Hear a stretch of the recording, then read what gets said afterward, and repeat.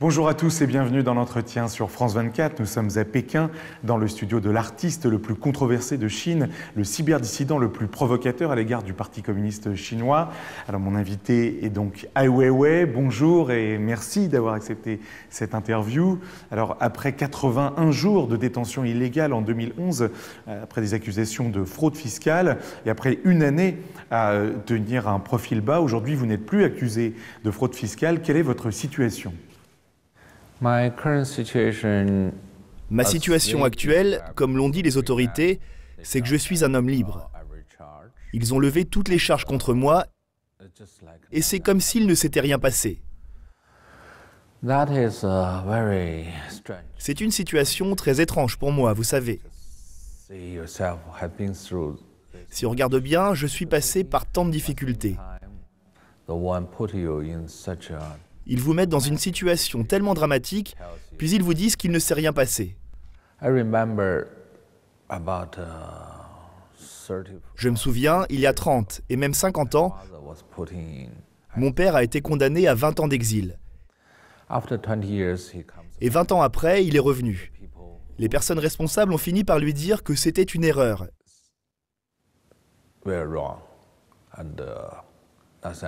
Et qu'il ne s'était rien passé.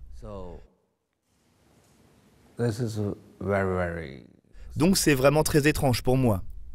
Mais on ne peut pas avoir une interprétation claire de cette affaire. Je suis un homme libre, mais je n'ai pas le droit de voyager. Je n'ai pas de passeport. À part ça, je suis assez libre. Ai Weiwei, vous ne pouvez pas sortir de Chine, vous êtes cantonné dans votre studio. Comment est-il possible d'exercer votre travail d'artiste ?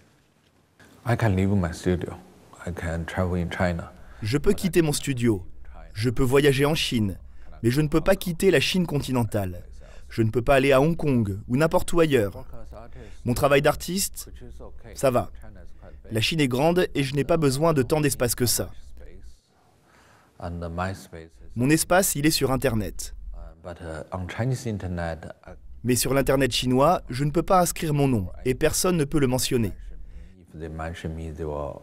Si quelqu'un le mentionne, son message est effacé. Parce qu'en Chine, je suis une personne qui n'existe pas. Vous savez, vous ne pouvez même pas me critiquer, parce que vous ne pouvez pas mentionner mon nom. Donc nous devons utiliser Internet en passant par l'étranger, avec une technologie spéciale pour accéder à Twitter et Google. Dans cet espace, nous pouvons trouver beaucoup d'amis. J'ai environ 100 000, presque 200 000 personnes qui me suivent sur Twitter. Et je chatte avec eux tous les jours. Alors le mois dernier, au mois d'octobre, a eu lieu votre première exposition majeure à Washington.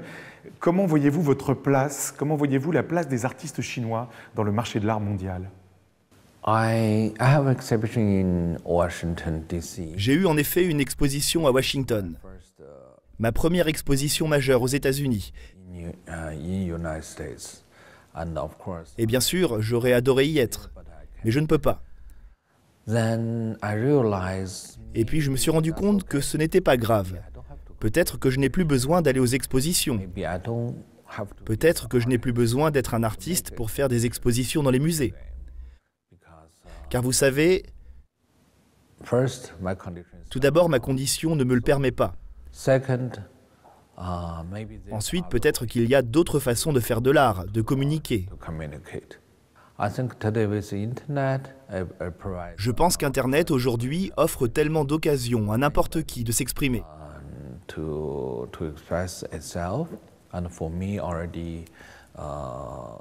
C'est un outil que j'utilise depuis des années.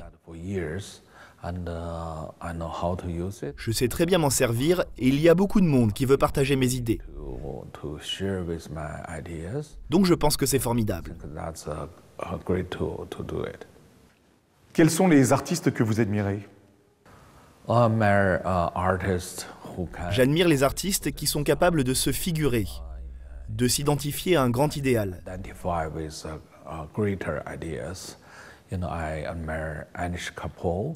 J'admire Anish Kapoor, qui vient juste de faire la danse du Gangnam Style avec moi. J'admire tous les musées de New York, le MoMA, le Guggenheim, le musée de Los Angeles et tous ces musées.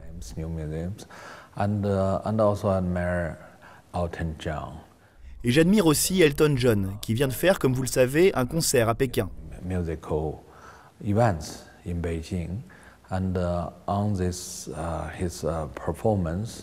Pendant ce concert, il a dédicacé sa performance à la liberté et à l'esprit de justice.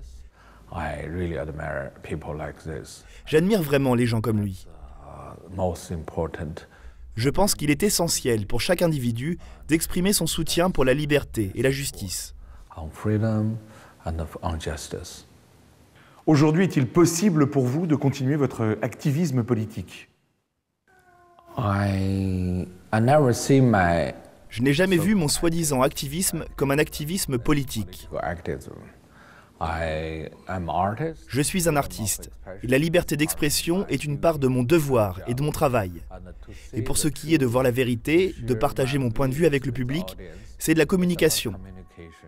Pour les autres, il s'agit d'activisme politique. Mais pour moi, cela fait juste partie de mon art.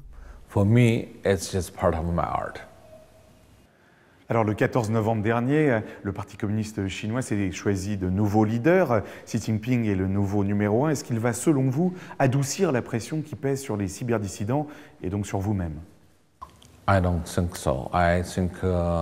Non, je ne crois pas. Aux yeux du monde, c'est un nouveau gouvernement. Mais pour moi et pour les Chinois, il n'y a rien de nouveau. Vous savez, nous avons changé de leader pendant des décennies, à maintes reprises. Et chaque fois, il s'est révélé qu'ici, rien ne changeait. Je ne crois pas qu'il y ait un avenir pour l'activisme politique en Chine. Mais il y a un avenir pour les gens qui aiment la liberté, qui aiment la justice. Je crois qu'il y a toujours un avenir, car ces droits appartiennent à la vie. Et vous savez, tout le monde doit les protéger. Pour cela, l'avenir est grand ouvert. Qu'est-ce que vous espérez du nouveau gouvernement chinois ? Ce que j'en attends, je n'en attends pas grand-chose en réalité. Parce qu'il y a un manque de communication. Il y a un manque de discussion, un manque de bonne volonté et même de bonne foi. Vous savez, dans la mesure où quelqu'un comme moi est considéré comme un ennemi de l'État, il n'y a presque rien à attendre.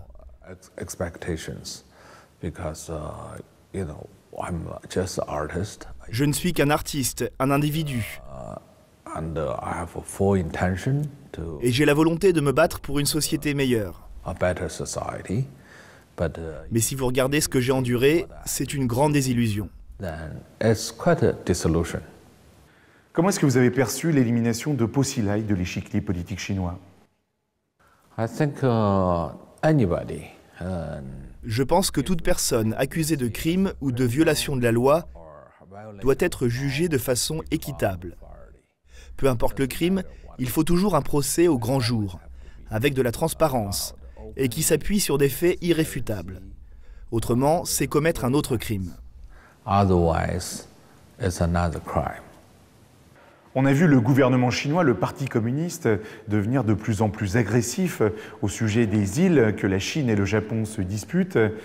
Pensez-vous que ce Parti communiste est finalement plus nationaliste que communiste ? Je ne peux pas décrire ce qu'est le parti. Vous savez, je pense que le soi-disant mouvement anti-japonais en Chine est un acte tout à fait pitoyable.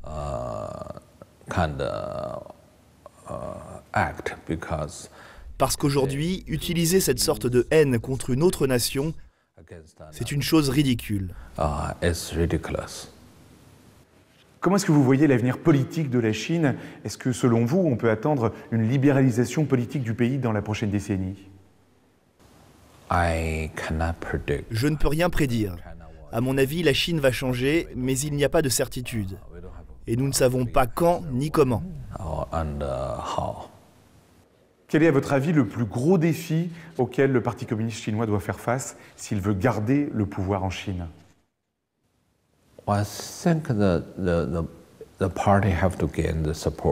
Je pense que le parti doit gagner le soutien du peuple. Les dirigeants doivent d'abord faire confiance au peuple. Ils doivent travailler pour le peuple. Ils doivent comprendre que le peuple, c'est le fondement de tout. Donc ils doivent lui accorder les droits fondamentaux, le droit de vote, la possibilité d'assumer des responsabilités. Autrement, les choses ne s'amélioreront jamais. Merci à Weiwei et merci à tous d'avoir suivi cet entretien sur France 24.